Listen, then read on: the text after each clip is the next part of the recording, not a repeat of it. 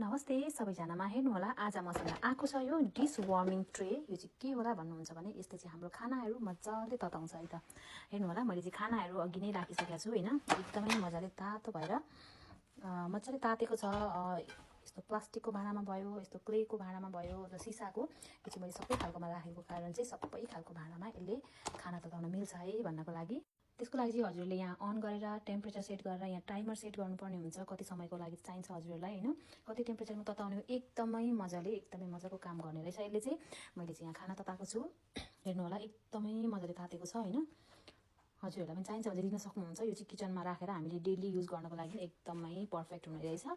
अनि हजुरले चाहिँ यो राख्नुहुन्छ भने यो बाइन्डर पनि आउँछ है, मजाले यसलाई फोल्ड गरेर बाइन्ड गरेर राख्न सक्नुहुन्छ। यसको ब्याकमा चाहिँ हेर्नु होला यस्तो हुन्छ, जसले चाहिँ यो म्याटलाई चिप्लिन दिँदैन, मजाले यहाँ थपक्क बस्छ हैन। एकदमै राम्रो यो वार्मिङ ट्रे छ, एभ्री हाउसमा एकदमै युजफुल हुने। हेर्न सक्नुहुन्छ यो ट्रे मेरो चाहिँ खाना तातिसकेको छ, अब म चाहिँ खाना जाँदैछु। एकदमै राम्रो ट्रे छ, हजुरलाई चाहिन्छ भने चाहिँ टिकटक शपमा अभाइलेबल छ, तर मैले लिङ्क राखिदिएको हुन्छु, हजुरले त्यहाँ क्लिक गरेर लिन सक्नुहुन्छ। एकदमै धेरै काम लाग्छ है, यो चाहिँ डेली युजको लागि एकदमै पर्फेक्ट हुन्छ।